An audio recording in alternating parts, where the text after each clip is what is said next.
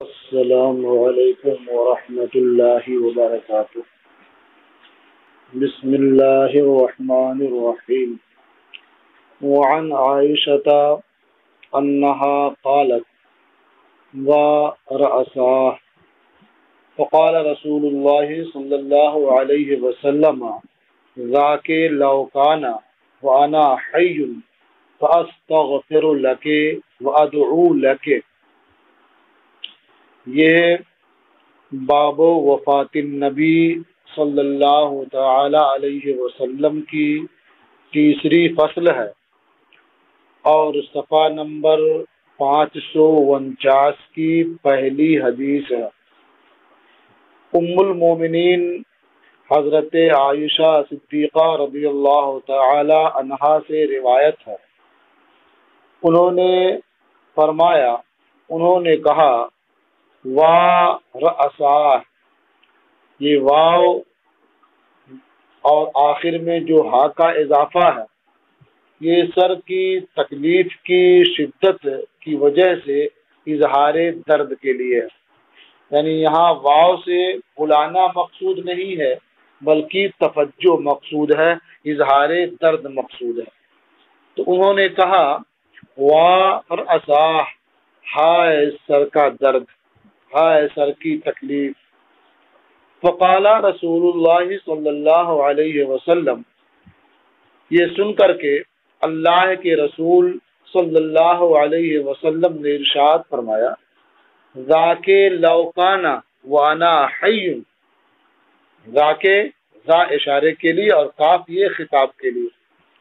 تو ذاک لو کان وہ اگر ہو جائے،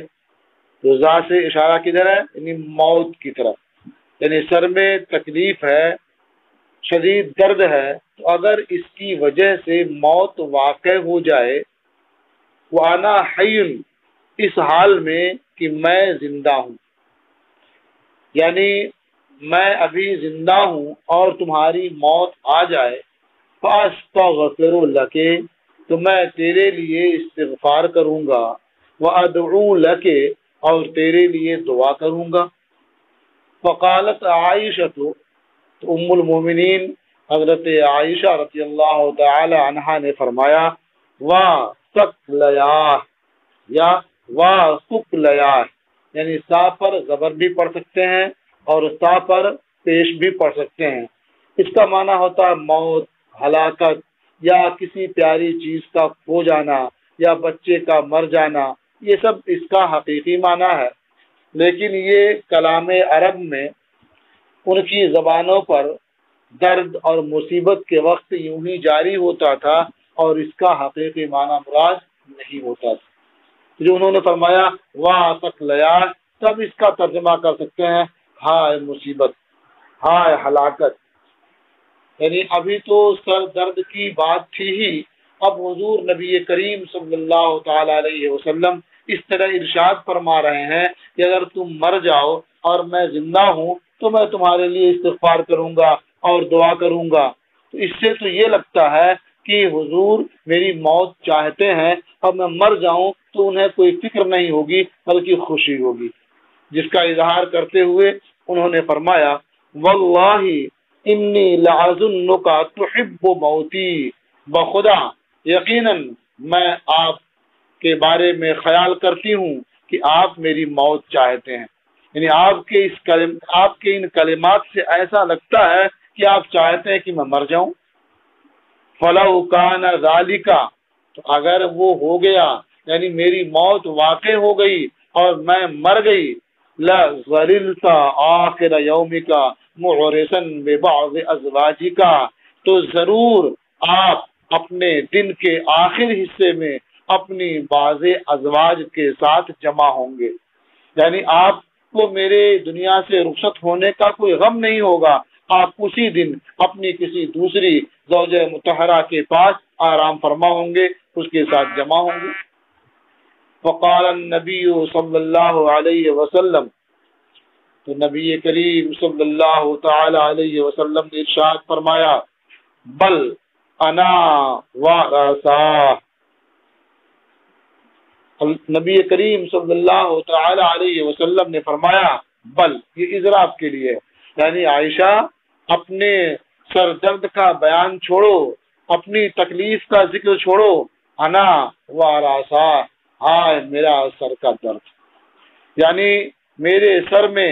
شدت کی تکلیف ہے، تمہیں اپنے سر درد کی فکر چھوڑ کر کے میرے بارے میں غور کرنا چاہیے، اس لیے کہ جو تمہارے سر کا درد ہے وہ معمولی ہے، ختم ہو جائے گا، اس کی وجہ سے تمہارا انتقال نہیں ہوگا۔ گویا حضور نبی کریم صلی اللہ تعالی علیہ وسلم کو وحی کے ذریعہ یا کسی طرح سے یہ خبر دے دی گئی تھی کہ اس بیماری میں حضرت عائشہ کا انتقال نہیں ہوگا۔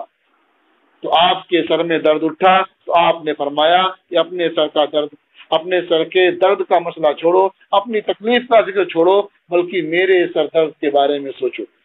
بل انا و راسا لقد حممت، یہاں شارحین حدیث فرماتے ہیں کہ حضور نبی کریم صلی اللہ تعالی علیہ وسلم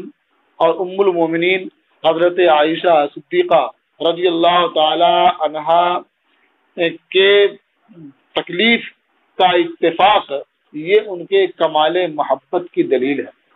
یعنی ان کے سر میں تکلیف تھی، حضور نبی کریم صلی اللہ علیہ وسلم کے سر میں تکلیف ہوئی، یعنی ایک جیسی بیماری، ایک جیسی پریشانی، ایک جیسی آزمائش آئی، تو یہ ان دونوں کے کمال محبت کی دلیل ہے۔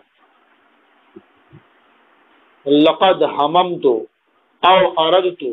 ان ارسل الى ابی بکر وابنہ وعاہد ان یقول القائلون او یتمنى المتمنون، یقیناً میں نے ارادہ کیا، میں نے چاہا۔ راوی کو شک ہے کہ حضور نے حممت ارشاد فرمایا تھا یا اردت ارشاد فرمایا، دونوں کا مال تقریباً ایک ہی ہے کہ میں نے ارادہ کیا یا میں نے چاہا۔ ان ارسل الی ابی بکر، کہ میں ابو بکر اور ان کے بیٹے عبد الرحمن کے پاس کسی قاصد کو بلانے کے لیے بھیجوں، وعاہد، اور میں ابو بکر کو خلافت کی تاکید کروں اور انہیں اپنا ولی عہد بنا دوں۔ وعاہد اے عاہد بالخلافت، یعنی میں انہیں خلافت کے تعلق سے حکم کروں اور اپنا ولی عہد بنا دوں۔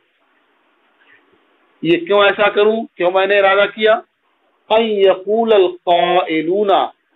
تاکہ کہنے والے نہ کہیں، یا یہ بھی کہنا ہے کراہتا ان یقول القائلون، اس بات کو ناپسند کرتے ہوئے کہ کہنے والے بعد میں کہیں، یا تمنا کرنے والے، خواہش کرنے والے خواہش کریں، یعنی کوئی کہنے والا بعد میں یہ کہے کہ میں نے، یعنی حضور نے ابو بکر صدیق کو تو خلیفہ مقرر نہیں کیا ہے، یہ خلیفہ کیسے ہو گئے؟ یا کوئی تمنا کرنے والا تمنا کرے کہ اس عہدے کا، اس منصب کا تو میں حقدار ہوں۔ تو اس بات کو ناپسند کرتے ہوئے میں نے ارادہ کیا کہ میں ابو بکر اور ان کے بیٹے عبد الرحمن کو بلاؤں اور ابو بکر کو خلافت کی وصیت کر دوں اور انہیں اپنا ولی عہد نامزد کر دوں، مقرر کر دوں۔ ثم قلت یاب اللہ ویدفع المؤمنون، پھر میں نے سوچا، ثم قلت اے فی نفسی، پھر میں نے سوچا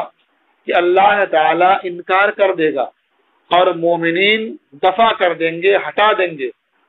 یا حضور نے فرمایا یدفع اللہ ویاب المؤمنون، کہ اللہ دفع فرما دے گا اور مومنین انکار کر دیں گے، یعنی ابو بکر کے علاوہ کسی اور کا نام سامنے آئے گا تو اللہ تعالیٰ اسے دفع کر دے گا، ہٹا دے گا، اور مومنین بھی اس کا انکار کر دیں گے، یعنی خلیفہ میرے نامزد کیے بغیر بھی ابو بکر صدیق ہی ہوں گے، مومنین انہی کو پسند کریں گے اور اللہ تعالیٰ انہی کے خلیفہ ہونے سے راضی ہوگا۔ رواہ البخاری، اسے امام بخاری رحمۃ اللہ تعالی علیہ نے روایت کیا۔ اس سے سمجھ میں آتا ہے کہ حضرت ابو بکر صدیق رضی اللہ تعالی عنہ یہ خلیفہ برحق ہیں، جیسا کہ اہل سنت و جماعت کا عقیدہ ہے، اور وہی خلافت کے حقدار بھی تھے کہ حضور نبی کریم صلی اللہ تعالی علیہ وسلم کے خلیفہ نامزد کرنے کے بغیر بھی تمام صحابہ نے انہیں خلیفہ مقرر کر لیا اور اللہ تعالیٰ ان سے راضی ہوا۔ بعض صحابہ نے باضابطہ اس سلسلے میں یہ دلیل پیش فرمائی کہ جب حضور نبی کریم صلی اللہ تعالی علیہ وسلم نے نماز کے لیے انہیں اپنا جانشین مقرر فرمایا اور انہیں ہمارا امام بنایا، تو ہم دنیا کے معاملے میں کیوں نہ انہیں اپنا امام بنائیں اور کیوں نہ انہیں حضور کا خلیفہ اور جانشین بنائیں۔ تو اس طرح سے بالاتفاق سب نے حضرت ابوبکر صدیق رضی اللہ تعالی عنہ کو اپنا خلیفہ بنا لیا، سرکار کا خلیفہ اور اپنا امیر مقرر کر لیا۔ وعنہا قالت، اور انہی سے روایت ہے، یعنی حضرت عائشہ رضی اللہ تعالی عنہا سے روایت ہے، انہوں نے فرمایا رجع الی رسول اللہ صلی اللہ علیہ وسلم ذات یوم من جنازۃ من البقیع، بقیع مدینہ منورہ کا قبرستان جسے بقیع غرقد بھی کہا جاتا ہے۔ ایک روز اللہ کے رسول صلی اللہ علیہ وسلم بقیع غرقد سے ایک جنازے سے واپس میرے یہاں تشریف لائے، فوجدنی وانا اجد صداعا، تو حضور نے مجھے پایا اس حال میں کہ میں سر کی تکلیف محسوس کر رہی تھی یا مجھے کھانسی آ رہی تھی۔ وانا اجد صداعا، میں اپنے سر میں تکلیف محسوس کر رہی تھی اور اس کی وجہ سے کچھ کھانسی بھی آ رہی تھی۔ وَأَنَا أَقُولُ، اور میں کہہ رہی تھی واہ رأسا، ہائے سر کی تکلیف، ہائے سر کا درد۔ قال بل انا یا عائشہ واہ رأسا، حضور نے فرمایا عائشہ اپنی تکلیف کی بات چھوڑو، اپنی تکلیف کا غم چھوڑو، بلکہ میری تکلیف کا غم کرو، میرے سر کی درد کی فکر کرو۔ انا یا عائشہ وارثا، عائشہ میرے سر کی تکلیف دیکھو۔ قال وما ضرك لو مت قبلی، حضور نے ارشاد فرمایا اور تمہیں کیا نقصان ہوگا اگر تو مجھ سے پہلے مر جائے، یعنی تمہیں سر کی تکلیف ہے، درد کی شدت ہے، تو اگر اس کی وجہ سے تمہارا انتقال ہو جائے، تم مر جاؤ، تو تمہیں کیا تکلیف ہوگی، تمہارا کیا نقصان ہوگا۔ فغسلتک، میں تمہیں غسل دوں گا، وکفنتک، تجھے کفن پہناؤں گا، وصلیت علیک، اور تیری نماز جنازہ پڑھوں گا، ودفنتک، اور تجھے دفن کروں گا۔ اس میں تیرا نقصان کیا ہے؟ اس سے سمجھ میں آیا کہ ام المومنین حضرت عائشہ رضی اللہ تعالی عنہا کا سرکار کی حیات ظاہری میں انتقال فرما جانا ان کے حق میں بہتر ہے اس سے کہ سرکار کے وصال کے بعد وہ زندہ رہے، اس لیے کہ حضور نبی کریم صلی اللہ تعالی علیہ وسلم کے بعد زندہ رہنا بہت آسان نہیں ہوگا۔ تو جب اس طرح سے حضور نبی کریم صلی اللہ تعالی علیہ وسلم نے ارشاد فرمایا، فرماتی ہیں قلت لک انی بکا واللہ لو فعلت ذلك لرجعت الى بیتی فعرست فیہ ببعض نسائک فتبسم رسول اللہ صلی اللہ علیہ وسلم، فرماتی ہیں کہ میں نے کہا بخدا میں آپ کو دیکھ رہی ہوں، یہ لکعنی کے بارے میں کہا گیا، یعنی اس کے شارح جو امام طیبی ہیں انہوں نے فرمایا کہ لکعنی میں لام یہ جواب قسم ہے، تو قسم کیا ہے؟ محذوف ہے۔ معنی یہ ہے واللہ لکعنی ابصر بکا، بخدا یقیناً میں آپ کو دیکھ رہا ہوں، میں آپ کو دیکھ رہی ہوں، واللہ لو فعلت ذلك، بخدا اگر آپ نے ایسا کیا، یعنی اس بیماری کی وجہ سے میرا انتقال ہو گیا، آپ نے مجھے غسل دیا، کفن پہنایا، میری نماز جنازہ پڑھی اور مجھے دفن کیا، تو اگر آپ نے یہ سب کیا لرجعت الی بیتی، تو ضرور آپ میرے گھر واپس تشریف لائیں گے، فعرست فیہ ببعض نسائک، اور آپ اس میں اپنی بعض ازواج کے ساتھ رات گزاریں گے یا ان کے ساتھ آپ آرام فرمائیں گے۔ فَتَبَسَّمَ رسول اللہ صلی اللہ علیہ وسلم، یہ سن کر کے اللہ کے رسول صلی اللہ علیہ وسلم مسکرا دیے۔ یہ راز و نیاز کی باتیں ہیں، یہ ایک سے ایک دوسرے سے محبت کرنے والے کا ایک انوکھا انداز ہے۔ یہ فرماتی ہیں ثم بدیا فی وجعی الذی مات فی، یعنی یہ ساری باتیں ہو رہی تھی، پھر نبی کریم صلی اللہ تعالی علیہ وسلم کی اس تکلیف کا آغاز ہوا جس میں آپ کا انتقال ہوا، یعنی آپ کے سر میں درد شروع ہوا اور اس کے بعد آہستہ آہستہ وہ سر کی تکلیف بڑھتی رہی یہاں تک کہ آپ صاحب فراش ہو گئے، پھر اس کے بعد اسی بیماری میں آپ کا انتقال بھی ہوا۔ ثم بدیا فی وجعی، پھر نبی کریم صلی اللہ تعالی علیہ وسلم کی اس بیماری کا آغاز ہوا الذی مات فیہ، جس بیماری میں حضور کا انتقال ہوا۔ رواہ الدارمی، اسے امام دارمی نے روایت کیا۔ وعن جعفر بن محمد عن ابیہ ان رجلا من قریش دخل على ابیہ علی بن الحسین، حضرت جعفر ابن محمد سے روایت ہے، وہ اپنے والد محمد سے روایت کرتے ہیں کہ قریش کے ایک صاحب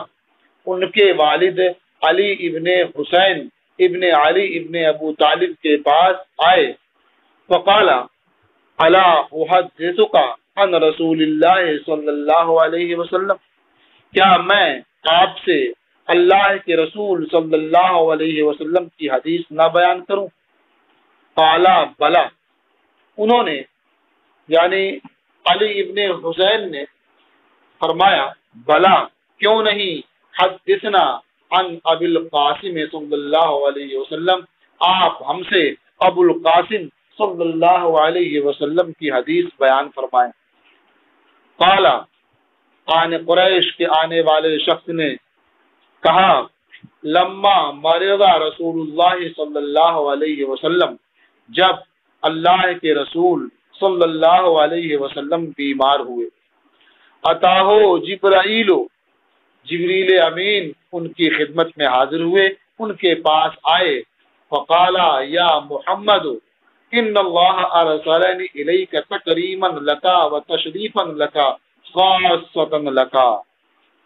فرمایا اے محمد صلی اللہ علیہ وسلم، بے شک اللہ نے مجھے آپ کے پاس بھیجا ہے، آپ کی کرامت اور آپ کے شرف کو ظاہر فرمانے کے لیے، آپ خصوصیت کے ساتھ یعنی خاص طور سے اللہ رب العزت نے مجھے آپ کے پاس بھیجا ہے تاکہ آپ کی کرامت کو ظاہر فرمائے اور آپ کے شرف کو ظاہر فرمائے۔ اب یہ سوال یہاں نہیں ہو سکتا کہ انہوں نے یا محمد کیسے کہا جبکہ یا محمد کہنے سے منع کیا گیا ہے۔ قرآن پاک میں فرمایا گیا وَلَا تَجْعَلُوا دُعَاءَ الرَّسُولِ كَدُعَاءِ بَعْضِكُمْ بَعْضًا، کہ حضور کو جیسے آپس میں ایک دوسرے کو بلاتے ہو اس طرح سے نہ پکارو نام لے کر کے، اور انہوں نے نام لے کر کے پکارا۔ تو آپ شروع میں اس کے تعلق سے پڑھ چکے ہیں، اجمالاً یہاں سن لیں کہ یہ حکم جو ہے نبی کریم صلی اللہ تعالی علیہ وسلم کی امت کے لیے ہے، انسانوں کے لیے ہے، فرشتوں کے لیے نہیں ہے۔ اب اللہ تعالیٰ نے مجھے آپ کے پاس بھیجا ہے، یسألوک عما هو اعلم به منک، وہ آپ سے دریافت کرتا ہے اس کے بارے میں جسے وہ آپ سے بہتر جانتا ہے، عما هو اعلم به منک، اس کے بارے میں جسے وہ آپ سے بہتر جانتا ہے۔ یقول، اللہ تعالیٰ فرماتا ہے کیف تجدک، آپ اپنے کو کیسا پاتے ہیں؟ گویا جبریل امین کے ذریعہ اللہ تبارک و تعالیٰ نے اپنے محبوب حضور نبی رحمت صلی اللہ علیہ وسلم کی بیمار پرسی فرمائی، حالانکہ اللہ تعالیٰ کو خوب معلوم ہے، وہ اچھی طرح جانتا ہے، اسی کا ذکر جبریل امین نے کیا کہ آپ سے اس کے بارے میں پوچھتا ہے جسے وہ آپ سے بہتر جانتا ہے۔ کیفا تجدک، آپ اپنے کو کیسا پاتے ہیں؟ قال اجدنی یا جبرائیل مغموما واجدنی یا جبرائیل مکروبا، حضور نے فرمایا جبریل میں اپنے کو غمزدہ پاتا ہوں، میں اپنے کو فکر مند پاتا ہوں۔ یعنی یہ غم اور یہ فکر امت کے تعلق سے تھی، یعنی غم امت کا تھا، فکر امت کی تھی کہ میرے دنیا سے رخصت ہونے کے بعد امت کا کیا حال ہوگا۔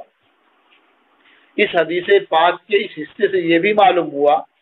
کہ اگر کوئی شخص بیمار ہو جائے اور آپ کا اس سے تعلق ہے، رابطہ ہے، تو اگرچہ دوسرے ذرائع سے آپ کو معلوم ہو جائے کہ اس کی طبیعت کیسی ہے، پھر بھی آپ کو اس کی بیمار پرسی کے لیے جانا چاہیے، اس لیے کہ طبیعت کیسی ہے تو آپ کو معلوم ہو گیا، لیکن آپ کے جانے سے جو اسے سکون ملے گا، جو راحت ملے گی، وہ کسی اور ذریعے سے معلوم ہو جانے سے نہیں ہو پائے گی۔ اس لیے اگرچہ آپ کو یہ معلوم ہو کہ اس کی طبیعت کیسی ہے، پھر بھی بیمار پرسی کے لیے آپ کو اس کے گھر جانا چاہیے، اس سے ملاقات کرنی چاہیے اور خود اس سے احوال دریافت کرنا چاہیے۔ جیسے یہاں اللہ رب العزت کو خوب معلوم ہے کہ حضور کس حال میں ہے، اس کے بعد بھی اللہ تبارک و تعالیٰ نے جبریل امین کو بھیجا اور ان سے یہ معلوم کرایا کہ اللہ دریافت کرتا ہے کہ آپ اپنے کو کیسا پاتے ہیں۔ تو حضور نے جواب دے دیا کہ اجدنی یا جبرائیل مغموما و اجدنی یا جبرائیل مکروبا، اے جبریل میں اپنے کو غمگین پاتا ہوں، غمزدہ پاتا ہوں، اور میں اپنے کو فکر مند پاتا ہوں۔ یہ غم اور یہ فکر امت کے تعلق سے تھی۔ ثم جاء الیوم الثانی، پھر جبریل امین دوسرے روز آئے، فقالا لہو ذالکا، اور انہوں نے حضور سے پہلے دن والی بات کہی، جس طرح سے پہلے دن کہا تھا اسی طرح سے دوسرے دن بھی کہا۔ فرد علیہ النبی صلی اللہ علیہ وسلم کما رد اول یوم، اور نبی کریم صلی اللہ تعالی علیہ وسلم نے انہیں اسی طرح جواب دیا جس طرح سے پہلے دن جواب دیا تھا۔ ثم جاءہ الیوم الثالث، پھر جبریل امین تیسرے دن آئے، فقال لہ کما قال اول یوم، اور انہوں نے حضور سے اسی طرح سے فرمایا جس طرح سے پہلے دن فرمایا تھا۔ ورد علیہ کما رد علیہ، اور حضور نے انہیں ویسا ہی جواب دیا جیسا پہلے دن جواب دیا تھا۔ وجاء معه ملک یقال له اسماعیل، اور جبریل امین کے ساتھ ایک فرشتہ آیا جسے اسماعیل کہا جاتا ہے، جس کا نام اسماعیل ہے، وہ آسمان دنیا کا نگراں۔ علی مئت الف ملکن، وہ فرشتہ یعنی وہ اسماعیل فرشتہ 1,00,000 فرشتوں پر حاکم ہے۔ علی مئت الف ملکن، 1,00,000 فرشتوں پر حاکم ہے، 1,00,000 فرشتوں کا نگراں ہے وہ۔ کل ملکن علی مئت الف ملکن، اور ان 1,00,000 فرشتوں میں ہر فرشتہ 1,00,000 کے اوپر نگراں ہے اور حاکم ہے۔ تو اس شان کا فرشتہ جبریل امین کے ساتھ آیا۔ فاستأذن علیہ، تو اس فرشتے نے نبی کریم صلی اللہ تعالی علیہ وسلم کے پاس داخل ہونے کی اجازت طلب کی۔ فسألہ عنہ، تو جبریل امین نے نبی کریم صلی اللہ تعالی علیہ وسلم سے ان کے بارے میں دریافت کیا۔ ثم قال جبریل، پھر یعنی وہ فرشتہ اس درجے کا تھا، اس کے بعد بھی اس نے خود اجازت طلب نہیں کی بلکہ جبریل امین کے واسطے سے اجازت طلب کی۔ تو جب اجازت طلب کی تو حضور نے پوچھا کہ یہ کون ہے، فسألہ عنہ،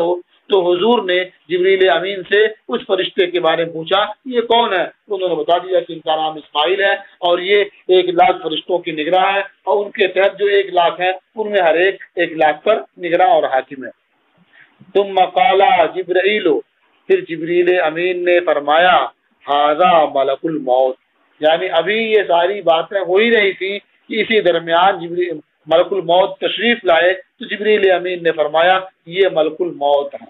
یا وہ ساتھ میں آئے تھے لیکن ابھی وہ باہر تھے، جب یہ ساری باتیں ہو چکی تب وہ بھی اندر آنا چاہ رہے تھے، تو جبریل امین نے بتایا یا رسول اللہ یہ ملک الموت ہے، یستأذن علیکا، یہ آپ کے پاس آنے کی اجازت چاہ رہے ہیں۔ یعنی خود انہوں نے بھی ڈائریکٹ نہیں کہا بلکہ جبریل امین کے واسطے سے اجازت طلب کی۔ ھذا ملک الموت، یہ ملک الموت ہیں، یستأذن علیکا، یہ آپ کے پاس آنے کی اجازت چاہتے ہیں۔ مستأذن علی آدمی قبلک ولا یستأذن علی آدمی بعدک،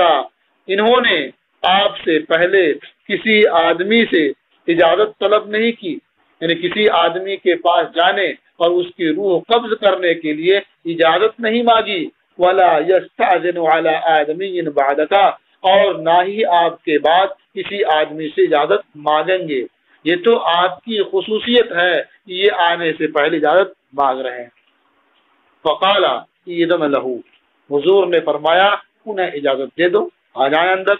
فاذنا لہ، تو جبریل امین نے انہیں اذن دے دیا۔ فسلم علیہ، تو ملک الموت نے حضور نبی کریم صلی اللہ تعالی علیہ وسلم کو سلام کیا۔ ثم قال یا محمد، پھر انہوں نے عرض کیا اے محمد صلی اللہ علیہ وسلم، ان اللہ ارسلنی الیک، بے شک اللہ نے مجھے آپ کی خدمت میں بھیجا ہے۔ فَإِنْ أَمَرْتَنِي أَنْ أَقْبِضَ رُوحَكَ قَبَضْتُ، تو اگر آپ مجھے حکم دیں، آپ مجھے اجازت دیں کہ میں آپ کی روح قبض کر لوں تو قبض کر لوں۔ وَإِنْ أَمَرْتَنِي أَنْ أَتْرُكَهُ تَرَكْتُهُ، اور اگر آپ مجھے حکم فرمائیں کہ میں اسے چھوڑ دوں تو میں چھوڑ دوں، یعنی آپ جیسا حکم کریں میں اس کے مطابق عمل کروں۔ فقال وتفعل یا ملک الموت، حضور نے ارشاد فرمایا ملک الموت کیا ایسا کریں گے؟ یعنی اگر میں کہوں تبھی روح قبض کریں گے اور کہوں کہ نہ کرو تو نہیں کریں گے؟ قال نعم بذلك امرت وامرت ان اطیعک، ملک الموت نے عرض کیا ہاں اسی کا مجھے حکم دیا گیا ہے اور مجھے حکم ہوا ہے کہ میں آپ کی اطاعت و فرما برداری کروں۔ قال ونظر النبی صلی اللہ علیہ وسلم الی جبرائیل، آنے والے نے فرمایا کہ اس کے بعد نبی کریم صلی اللہ تعالی علیہ وسلم نے جبریل امین علیہ السلام کی طرف نظر فرمائی۔ فقال جبرائیل یا محمد ان اللہ قد اشتاق الی لقائک،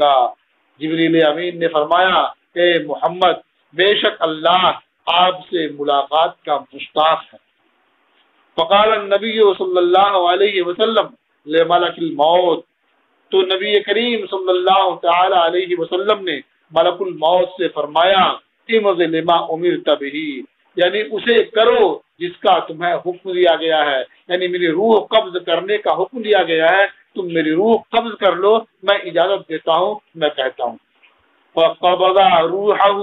تو ملک الموت نے حضور کی روح قبض فرمائی۔ فلما توفی رسول اللہ صلی اللہ علیہ وسلم وجاءت التعزیہ، تو جب نبی کریم صلی اللہ تعالی علیہ وسلم کی وفات ہو گئی اور تعزیت آئی۔ یہ ابھی تو تعزیت کے تعلق سے ہم آپ کو بتاتے ہیں، اس سے پہلے آپ ذرا اس حدیث میں غور کر لیں کہ اس سے نبی کریم صلی اللہ تعالی علیہ وسلم کی شان کس قدر اعلیٰ وارفع معلوم ہوتی ہے جس کا کوئی یہاں اندازہ بھی نہیں کر سکتا۔ اب اگر اس کے بعد بھی کوئی یہ کہے کہ وہ ہمارے بڑے بھائی کی طرح سے ہیں تو یہ کتنی بڑی حماقت اور کتنی بڑی نادانی ہے۔ بھائیوں میں کم از کم اتنی نسبت تو ہوتی ہے کہ ایک دوسرے کے ساتھ ویسا ہی سلوک ہوتا ہے جیسے ایک بھائی کے ساتھ ہوتا ہے ویسا دوسرے بھائی کے ساتھ بھی ہوتا ہے۔ تو اگر یہ آپ کے بڑے بھائی ہوتے تو پھر آپ سے بھی تو کبھی ملک الموت پوچھ کر کے آتے، آپ سے بھی تو کبھی، آپ کے پاس بھی تو کبھی جبریل امین آتے، آپ کے پاس بھی تو کبھی اسماعیل آتے، 1,00,000 فرشتوں کے حاکم اور نگراں ہیں، جن کے تحت ہر فرشتہ 1,00,000 فرشتوں کا نگراں ہے۔ یہ حضور نبی کریم صلی اللہ تعالی علیہ وسلم کی شان ہے، یہ اللہ رب العزت ان کی بیمار پرسی فرما رہا ہے۔ اللہ رب العزت ان کی خدمت میں جبریل امین کو بھیج رہا ہے، فرشتوں کی جماعت کو بھیج رہا ہے، اور ملک الموت کو بھیج رہا ہے، اور انہیں حکم کرتا ہے کہ نبی کی اطاعت کریں، جیسے محبوب کہے ویسے ہی کریں۔ اللہ اکبر، یہ ہے نبی کریم صلی اللہ تعالی علیہ وسلم کی شان۔ تو جب اللہ کے رسول صلی اللہ علیہ وسلم کی وفات ہو گئی، وجاءت التعزیہ، اور تعزیت آئی۔ تعزیت کا معنی ہوتا ہے تسلی دینا، تسلی دینا۔ یہی وجہ ہے کہ جب کسی کا انتقال ہو جاتا ہے تو اس کے بعد لوگ جو تسلی کے کلمات کہتے ہیں، انہی کلمات کو تعزیت بھی کہا جاتا ہے۔ تو تسلی دینا اسے بھی تعزیت کہتے ہیں، اور جو کلمات تسلی دینے کے لیے کہے گئے ان کلمات کو بھی تعزیت کہا جاتا ہے۔ سمعوا صوتا من ناحیۃ البیت، تو سب نے گھر کے کنارے سے ایک آواز سنی، یعنی جو اس وقت وہاں موجود تھے ان سب نے گھر کے کنارے سے ایک آواز سنی، السلام علیکم اہل البیت۔ وہ آواز کیا تھی، اس میں کیا سنائی دیا، یہ اس کا ذکر ہے کہ کہنے والے نے کہا کہ اے گھر والوں تم پر سلامتی ہو، یعنی جو وہاں موجود تھے سب گھر والوں سے خطاب کیا، اے گھر والوں تم پر سلامتی ہو اور اللہ کی رحمت اور اس کی برکت ہو۔ ان فی اللہ عزاء من کل مصیبت، یقیناً اللہ کی کتاب میں، یہاں فی اللہ ایسی کتاب اللہ، اللہ کی کتاب میں ہر مصیبت سے تسلی کا سامان ہے۔ مثلا یہی انا للہ و انا الیہ راجعون، یہ اللہ کی کتاب میں موجود ہے، یہ ہر مصیبت سے تسلی کا سامان ہے۔ اس لیے کہ آدمی جب یہ غور کرے گا کہ ہم تو اللہ ہی کے ہیں اور ہمیں اللہ ہی کی طرف لوٹنا ہے، تو آج اگر کوئی لوٹ گیا ہے اس میں کیا حرج ہے، یہ تو ہونا ہی تھا، اس لیے کہ وہ بھی اللہ ہی کے لیے ہے، اسے بھی اللہ کی طرف جانا ہے، ہم بھی اللہ کے لیے ہیں، ہمیں بھی اللہ کی طرف جانا ہے، بس آج ان کی کل ہماری باری ہے۔ تو بے شک اللہ کی کتاب میں ہر مصیبت سے تسلی کا سامان ہے، وہ خلفا من کل حالک، اور ہر ہلاک ہونے والے کا بدل ہے، عوض ہے، وہ درکن من کل فائز، اور ہر فوت ہونے والے شے کا تدارک ہے۔ فباللہ فاتقوا، تو اللہ ہی سے ڈرو، اللہ ہی کا تقوی اختیار کرو، وَإِيَّاهُ فَارْجُوا، اور اسی سے امید رکھو، فَإِنَّمَا الْمُصَابُ مَنْ حُرِمَ الثَّوَابَ، کیونکہ حقیقت میں مصیبت زدہ وہی ہے جو ثواب سے محروم ہو گیا۔ یعنی یہ جو کوئی انتقال کرتا ہے، کوئی چیز ضائع اور برباد ہوتی ہے یا کوئی اور مصیبت آتی ہے تو وہ حقیقت میں مصیبت نہیں ہے، بلکہ اس پر جس نے صبر نہیں کیا، جزا فضا کیا اور اس کے باعث ثواب سے محروم ہو گیا، وہ حقیقت میں مصیبت زدہ ہے۔ فَإِنَّمَا الْمُصَابُ مَنْ حُرِمَ الثَّوَابَ، کیونکہ حقیقت میں مصیبت زدہ وہ ہے جو ثواب سے محروم ہوا۔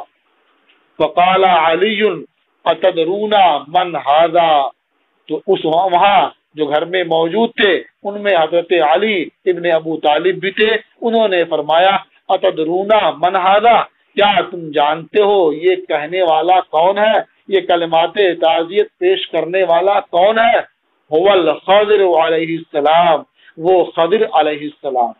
خضر آپ خا پر زبر اور ضاد پر زیر پڑھ سکتے ہیں، اور آپ ضاد کو ساکن پڑھیں اور خا پر زبر اور زیر جو چاہیں پڑھیں، یہ بھی ہو سکتا ہے۔ تو اس طرح سے تین طرح آپ پڑھ سکتے ہیں، خضر، خضر اور خضر۔ عام طور پر لوگ خضر بولتے ہیں اور کتابوں میں خضر ملتا ہے، یعنی پڑھا جاتا ہے، اور آپ خضر بھی پڑھ سکتے ہیں، گویا تینوں طرح سے اس کا رواج ہے۔ رواہ البیہقی فی دلائل النبوہ، اسے امام بیہقی نے دلائل النبوہ میں روایت کیا۔ یہاں ایک سوال یہ پیدا ہوتا ہے کہ جب نبی کریم صلی اللہ تعالی علیہ وسلم اس دنیا سے تشریف لے گئے تو پھر اس آخر وقت کے احوال کیسے انہیں معلوم ہوئے، اور قریش کے جو صاحب تشریف لائے تھے انہوں نے یہ کیسے بیان کیا کہ جبریل امین آئے، انہوں نے بیمار پرسی فرمائی اور اس کے بعد اسماعیل آئے، انہوں نے اجازت طلب کی اور جبریل امین نے کہا کہ 1,00,000 کی یہ نگراں ہے اور ان میں سے ہر ایک کے تحت 1,00,000 فرشتے ہیں۔ پھر ملک الموت آئے، انہوں نے اجازت طلب کی۔ یہ ساری تفصیل جو آپ نے آج پڑھی ہے، یہ تفصیل انہوں نے کیسے بیان کی؟ کیا انہوں نے خود سنا، وہاں وہ موجود تھے، یا کیسے انہیں سب معلوم ہوا؟ تو اس کے بارے میں آپ یہ کہہ سکتے ہیں کہ ممکن ہے یہ ساری تفصیل حضور نبی کریم صلی اللہ تعالی علیہ وسلم نے وصال سے پہلے بیان فرما دی، یعنی اپنے پاس بیٹھے ہوئے اصحاب سے وصال سے پہلے یہ ساری تفصیل تھوڑی دیر میں بیان فرما دی ہو، اس کے بعد حضور اس دنیا سے تشریف لے گئے ہوں، اور جنہوں نے وہ تفصیل سنی تھی انہی میں سے قریش کے وہ صاحب بھی تھے جنہوں نے آ کر کے یہاں یہ حدیث بیان کی۔ ایک احتمال یہ بھی ہو سکتا ہے کہ جو صحابہ اس وقت وہاں موجود تھے انہوں نے خود ہی اس کا مشاہدہ یا مکاشفہ کیا، یعنی انہوں نے خود اپنی آنکھوں سے دیکھا اور ان کی باتیں سنی، یا انہیں کشف کے ذریعہ یہ ساری حقیقت معلوم ہوئی۔ اور تیسرا احتمال یہ بھی ہے کہ وہ جو آئے تھے بیان کرنے کے لیے حدیث پاک، وہ کوئی اور نہیں تھا بلکہ وہ حضرت خضر علیہ السلام تھے، اور چونکہ قریش کے جس شخص کے روپ میں آئے تھے، جس شخص کی شکل میں آئے تھے، وہ بہت باطن کے لحاظ سے بہت پاکیزہ تھا، اس لیے انہوں نے اسی کی صورت اختیار کی اور تشریف لائے اور پورا واقعہ بیان فرما دیا۔ اسی لیے انہوں نے قریشی کا نام نہیں لیا بلکہ کہا رجل من قریش کے ایک صاحب آئے۔ تو اس طرح سے آپ کوئی بھی جواب دے سکتے ہیں کہ اس طرح سے معلوم ہوا اور انہوں نے اس طرح سے بیان فرمایا۔ یہ باب ختم ہوا، یعنی باب وفات النبی صلی اللہ تعالی علیہ وسلم یہ ختم ہوا۔ اب اس کے بعد دوسرا باب شروع ہوگا جو انشاءاللہ کل آپ پڑھیں گے۔ السلام علیکم ورحمۃ اللہ تعالی وبرکاتہ۔